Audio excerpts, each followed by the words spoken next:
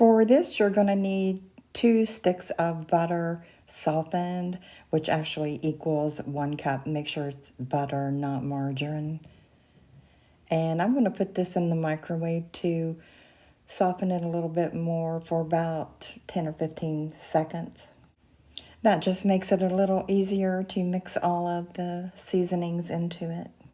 And I'll have all of the ingredients and the amounts in the description below this video. I'm using this herb butter to put underneath the skin of the turkey or the chicken that I'm roasting. And after I do that, I'll spread it all over the outside, bottom and top and sides.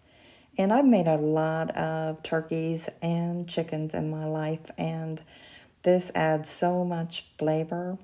It also makes a very juicy turkey or chicken.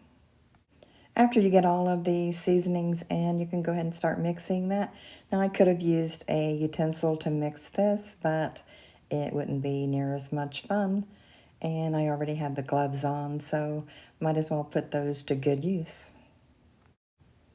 After you get all of this mixed very, very well, then just put a lid on it and put it in the refrigerator. And it will solidify more as it chills, which makes it a little easier to put underneath the skin of the turkey.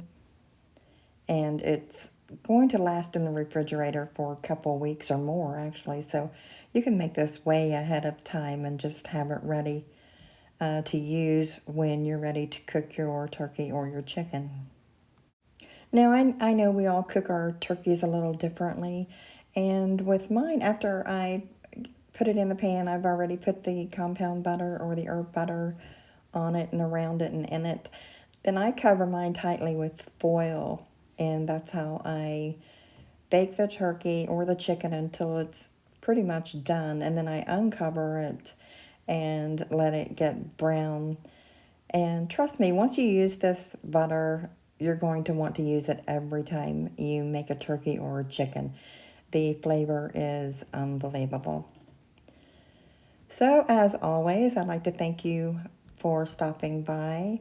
I hope you give this recipe a try, and I'll see you next time.